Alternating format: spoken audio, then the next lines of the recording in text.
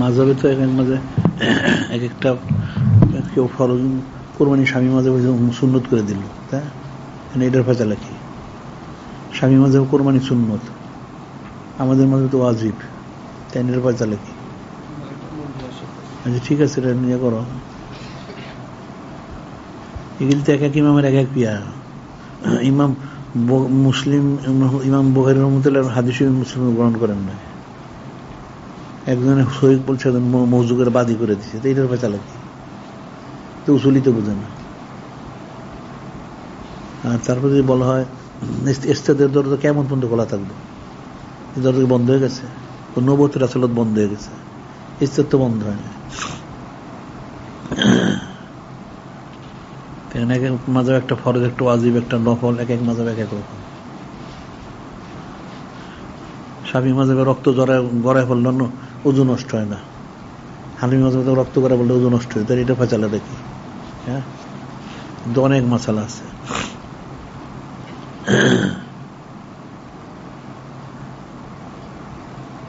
মাযহাব ভিত্তিক তো অনেক ইখতিলাফ রয়ে গেছে, সেই ইখতিলাফে তারা কি জবাব দিব? উসুলের কোনো শেষ আছে? তত উসুলই তো জানোস না।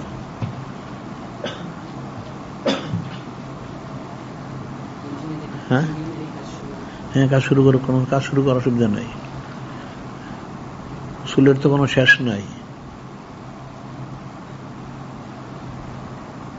একজন এক এক দলিল দিছে, এক একটা ইয়ে করছে। যে নূরে মুজাসসাম হাবিবুল্লাহ হুজুর পাক সাল্লাল্লাহু, তোমার আব্বা মালিক অনেকে সুচারা কিলোকাল করছে, তো এটার ফেচালা কি? এটার ফেচালা কি? হ্যাঁ, হযরত উম্মাহাতুল মুসলিমিন নিয়ে সুচারা করছে, এর ফেচালা কি?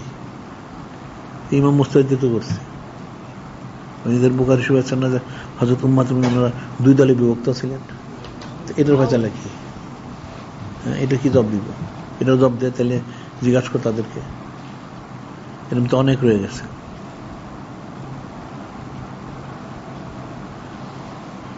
নবী রাসূলুল্লাহ সাল্লাল্লাহু আলাইহি ওয়াসাল্লাম তাদের উসুলের মধ্যে দুনিয়ার ভুলে ভরা।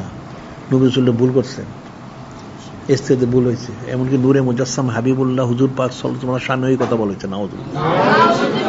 তাহলে এই উসুল গেল কই? হ্যাঁ, তাদের উসুলটা তাহলে কোথায় গেল? নবী রাসূল তো ওহী মওরুদে নিয়ন্ত্রিত।